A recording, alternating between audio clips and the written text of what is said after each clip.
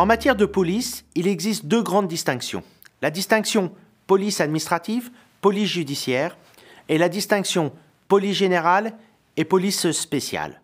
Je vous propose de revenir de façon plus détaillée sur ces deux distinctions. Première partie, police administrative, police judiciaire. Comme l'indiquait le Code des délits et des peines du 3 Brumaire en 4, en son article 18, la police se divise en police administrative et en police judiciaire. La distinction est fonction du but spécifique à chaque police. Le but de la police administrative est d'ordre préventif. Elle doit éviter que naissent des atteintes à l'ordre public.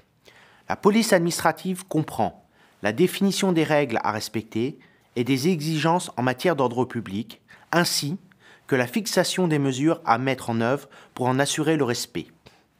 La police administrative relève du pouvoir réglementaire de l'administration et est contrôlée par le juge administratif. Le but de la police judiciaire est différent. Il est d'ordre répressif. Elle vise à réprimer les atteintes à l'ordre public. Lorsqu'une atteinte est portée, la police judiciaire doit rechercher les auteurs de ces infractions, les découvrir et les déférer devant les tribunaux répressifs. La police judiciaire s'exerce sous l'autorité du procureur de la République et relève du contrôle du juge judiciaire dans le cadre de la loi telle qu'elle est exprimée par les dispositions du Code pénal et du Code de procédure pénale. Certaines autorités peuvent cumuler les deux compétences. Elles agissent alors tantôt comme autorité de police administrative, tantôt comme autorité de police judiciaire. C'est le cas du maire. Il convient donc d'apprécier en quelle qualité elles sont intervenues. Deuxième partie, police générale, police spéciale. Le maintien de l'ordre public dans ses différentes composantes, tranquillité, sécurité, salubrité, relève de la police générale qui est exercée sur un territoire donné à l'égard de tous les administrés qui s'y trouvent et de toutes les activités qui s'y déroulent. À côté de la police générale, il y a place pour diverses polices dites spéciales qui ont des objets plus précis et qui voient leur organisation et leur fonctionnement déterminés par des textes particuliers.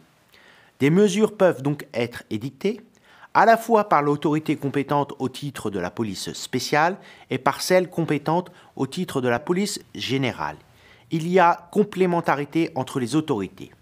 Les mesures prises par une autorité au titre de la police générale doivent remplir deux conditions sous peine d'illégalité. Être plus restrictif que les mesures édictées au titre de la police spéciale et être justifié par les circonstances locales. Ainsi, un maire peut s'opposer, en vertu de ses pouvoirs de police générale, à la projection d'un film qui a reçu un visa d'exploitation si les circonstances locales le justifient. Une même autorité peut détenir simultanément des pouvoirs de police générale et des pouvoirs de police spéciale qu'elle peut exercer cumulativement dans les limites fixées par la loi. Ainsi, si le maire détient la police spéciale des carrières, il peut également intervenir au titre de ses pouvoirs de police générale pour assurer la sécurité.